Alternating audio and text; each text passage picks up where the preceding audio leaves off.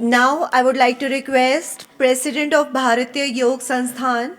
He has lakhs of followers. He visited many countries for publicity and expansion of yoga activities. His articles in Yog Manjari are giving benefits to lakhs of readers. His yoga related programs are being regularly telecast on Lok Sabha TV. He is engaged in the welfare activities of the Sansthan and are determined to actualize the goal of Jio or Jeevan Do. So let me welcome Shri Desh Raj ji with a big round of applauses, everyone.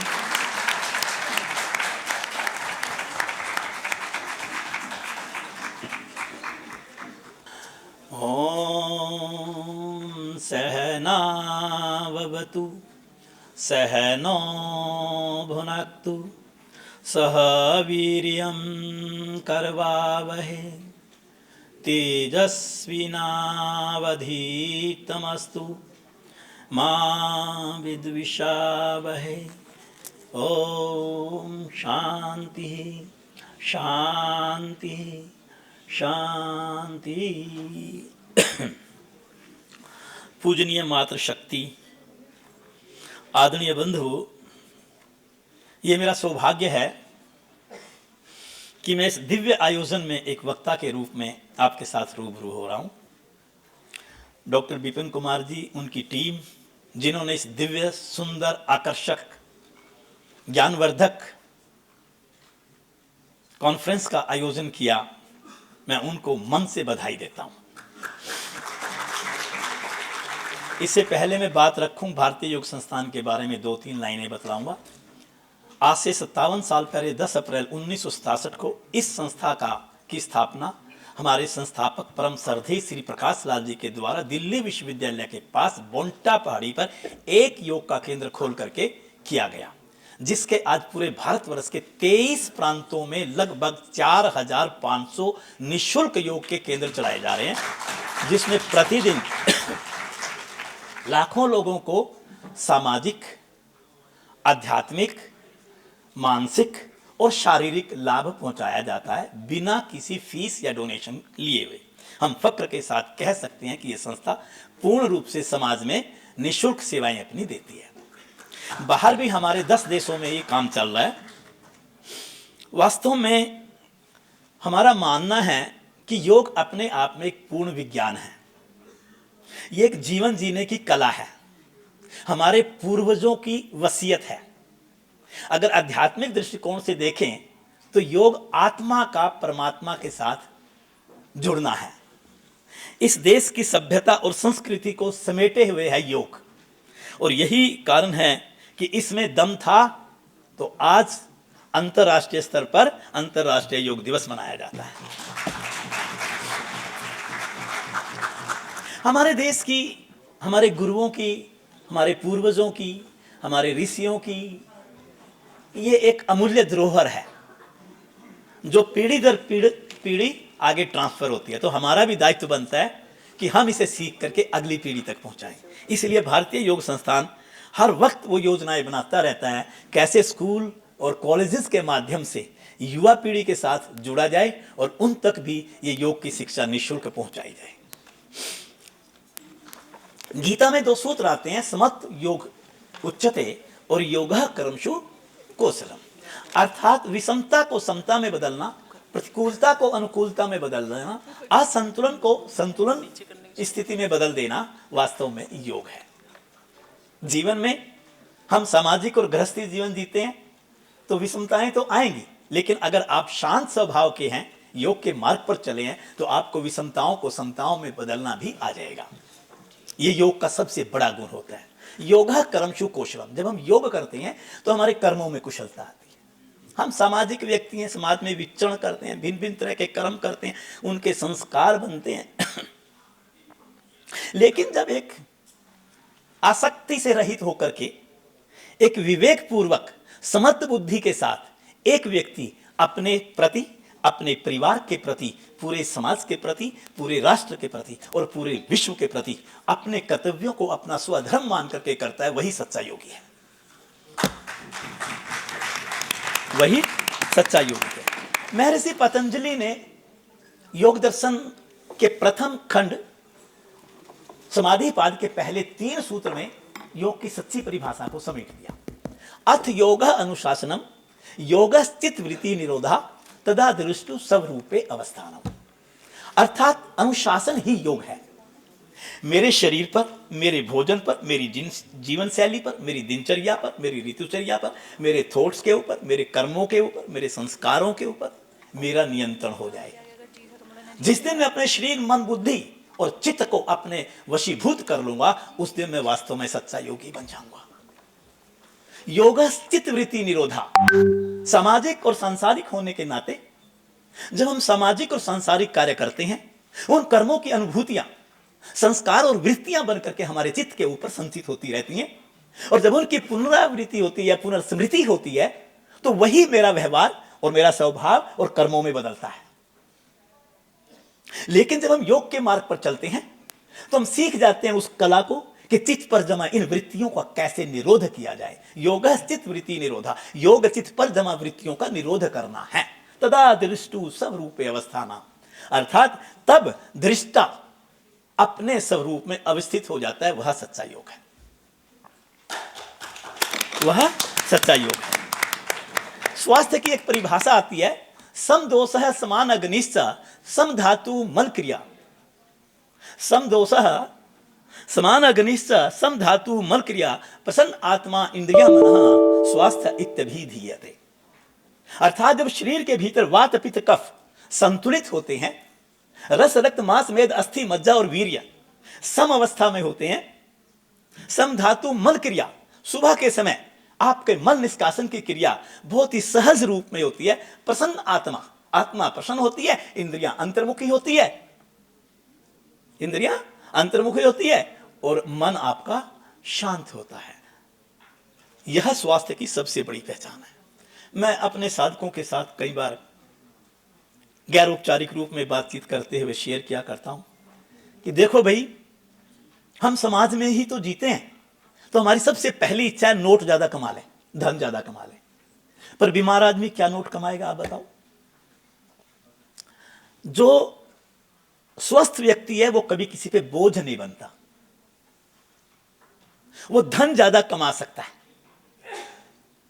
वो दूसरों का कल्याण कर सकता है, वो अपने परिवार की जिम्मेदारी अच्छे से निभा सकता है, वो समाज और राष्ट्र की रीढ़ बन सकता है।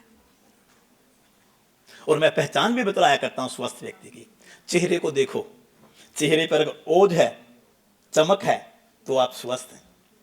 आपकी आंखों के अंदर आकर्षण है, आपकी त्वचा अच्छी है, आपकी मल निष्कासन क्रिया सहज है, आपकी हड्डियों में लचक है, आपके कोई शारीरिक कष्ट आपको नहीं है, तो आप शारीरिक दृष्टि से स्वस्थ व्यक्ति हैं। आप धैर्यवान होने चाहिए, आपको नींद अच्छी आनी चाहिए, आप तनाव मुक्त होने चाहिए, आप तनाव मुक्त होने चाहिए, आपका सामाजिक व्यवहार अच्छा होना चाहिए, परिवार में एडजस्टमेंट करनी आए आपको, समाज में एडजस्टमेंट करनी आए आपको, आप आत्मचिंतन करते हो, आप ध्यान करते हो, आप अपने भीतर जाते हो, आप अपने स्वरूप के साथ आत्म साक्षात करते हो, आप प्रत्याहार की साधना करते हो, आप धारणा की साधना करते हैं, आप ध्यान की साधना करते हैं। वास्तव में ऐसे व्यक्ति को ही स्वस्थ व्यक्ति कहेंगे।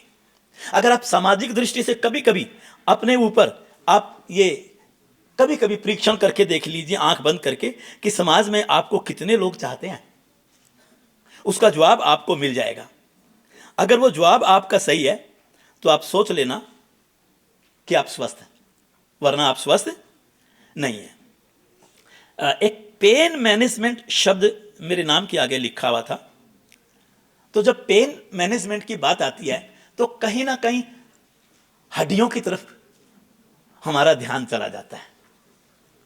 और अगर मैं इसको इस ढंग से कह दूं, क्योंकि समय कम होने की वजह से कम शब्दों में अपनी बात को रखूंगा तो आपको भी अच्छा लगेगा।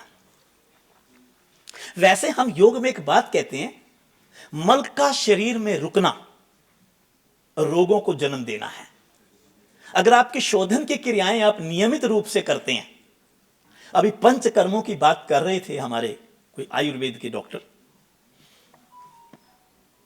हमारे यहां योग में वो सठ विज्ञान के नाम से जाना जाता है, चाहे वो धोती हो, नेति हो, न्योली हो, त्राटक हो, भस्ती हो, कपालभाति हो, ये सब शोधन की क्रियाएं हैं। अगर आप नियमित रूप से, क्योंकि उसका डिटेल में तो आज नहीं बताया जा सकता समय के अभाव में, पर आप उसको देख सकते हैं। भारतीय योग संस्थान का जो यूट्यूब चैनल है, उसके अंदर हमारी एक सीरीज चल रही है पिछले 3 साल से, एक्सप्लोर योगा। उसके अंदर ये 60 कर्म को आजकल चल रहा है। वो अभी मैंने दंड धोती दी है 3 दिन पहले लोगों को देखने के लिए।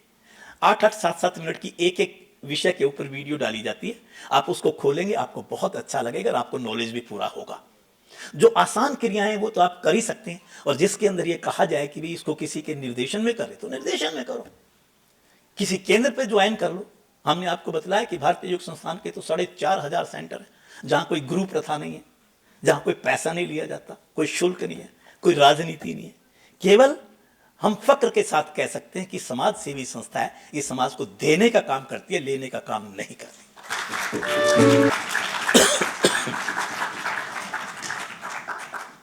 जब हम दर्द की बात करते हैं तो उम्र के हिसाब से अगर कोई हमारे शरीर में प्रॉब्लम आती है तो उसको हम क्या कहते हैं, ओस्टियोआर्थराइटिस डॉक्टर की भाषा में।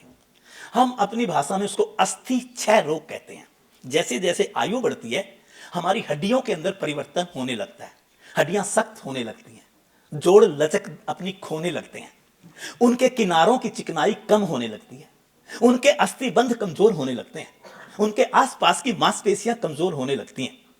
और जब ये सारी चीजें धीरे धीरे डेवलप होने लगती है बॉडी में, तो एक वक्त ऐसा आता है, कभी घुटनों में दर्द, कभी टखनों में दर्द, कभी रीढ़ के निचले हिस्से में दर्द, तो कभी गर्दन वाले हिस्से में दर्द, तो कभी कंधों में दर्द, तो कभी एड़ी में दर्द। ये मैंने कुछ दर्दों के नाम लिए। पर आप सच मानिए, अभी आज हमारे एक पूर्व वक्ता ने एक बहुत सुंदर बात बतलाई, उससे मुझे बहुत खुशी मिली, क्योंकि मेरा विषय योग का है। उन्होंने कहा कि मैंने अपनी मौत को देखा है और मैंने सारे इलाज करवाए लेकिन जहां से मैंने योग को अपने जीवन में समावेश किया, वहीं से गाड़ी लाइन पे आ गई। जहां से मैंने योग को अपने जीवन में समावेश किया, वहीं से गाड़ी लाइन पे आ गई। तो इसका मतलब योग में दम तो है, योग अपने आप में पूर्ण है, हर तरह का स्वास्थ्य दे सकता है। और मैं ये दावे से कह सकता हूं, कुछ चीजें मेरी पर्सनली मेरी लाइफ में ऐसी घटित हुई हैं जिसका साइंस के पास भी जवाब नहीं है। आज से कोई लगभग, उस समय मेरी एज लगभग 48 से 50 साल की रही होगी, मैंने हिंदुस्तान के टॉप के डॉक्टर्स को दिखाया और मुझे घुटनों में ऑस्टियोआर्थराइटिस की शिकायत बतला दी गई और कहा कि आप सीढ़ियां नहीं चढ़ेंगे, आप इंडियन टॉयलेट नहीं यूज करेंगे, आप ये नहीं करेंगे, आप वो नहीं करेंगे। एक के पास गया, 2 के पास गया, 3 के पास गया, अंदाजा बतला रहा हूं, लगभग 5 डॉक्टरों के पास में गया। परेशानी में तो जाते हैं, पर जब 5 डॉक्टरों के पास गया, सबने ये कहा, मैं उस भगवान को साक्षी बना के कहता हूं, मैंने संकल्प किया कि आज के बाद मैं ये घुटने का दर्द किसी के सामने लेकर के बोलो नहीं जाऊंगा। और मैंने अपनी एक्सरसाइजेज डेवलप करी। और ऑस्टियोआर्थराइटिस के बारे में एक धारणा है, हाँ ठीक है, हाँ ठीक है, ऑस्टियोआर्थराइटिस में एक धारणा है कि ये क्योरेबल नहीं है, जितना घिस गए तो घिस गए। लेकिन मैं आज ये पूछना चाहता हूं, अगर क्योरेबल नहीं है तो क्योरेबल कैसे हुआ? अब मैं घंटों पद्मासन में बैठता हूं। आप ताड़ासन, त्रिकोणासन, एक बाल क्रीड़ा आसन, बहुत धीरे धीरे, एक आप टांग थाइस वाले निचले हिस्से में दोनों उंगलियों को इंटरलॉक करके, टाइम होता तो मैं आपको एक्सरसाइज का प्रदर्शन करके दिखाता, तो वो टांग को ज्यादा से ज्यादा ऊपर उठाना और पंजे को अपनी तरफ खींच लेना। और सूक्ष्म क्रियाएं, जैसे रीढ़ से संबंधित, रीढ़ को पीछे झुकने वाली, आगे झुकने वाली। अगर आपको रीढ़ में प्रॉब्लम है तो आगे झुकने वाली मत करें। दाएं बाएं, ऊपर नीचे, और डायगोनल मूवमेंट और हाफ सर्कल के अंदर मूवमेंट। अगर इतनी मूवमेंट, ये सारी वीडियो चैनल पे पड़ी हुई है, आप देख सकते हैं।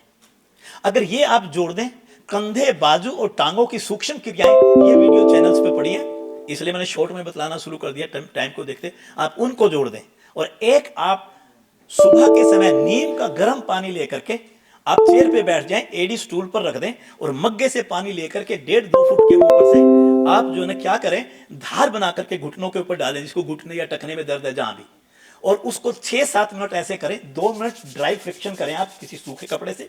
पश्चात उसके आप लगभग 200 ग्राम मिलीलीटर तिल के तेल में थोड़ी सी 1 चम्मच अजवाइन, थोड़ी लौंग और थोड़ा अदरक, अगर आप ये पका लेंगे और पका करके आप इस तेल की अगर रेगुलर मालिश करके और उसके बाद 10 मिनट आप उसको सन बाथ करवा देंगे, धूप स्नान करा देंगे, तो आपके घुटनों की प्रॉब्लम देखेंगे आप धीरे धीरे ठीक होने लगेगी, भाग जाएगी। मैं समय के अभाव में अपनी बात को लंबा नहीं करूंगा, यहीं अपनी वाणी को विराम दूंगा। आपने सुना, इसके लिए आपका Thank बहुत you. बहुत धन्यवाद। ओम शांति।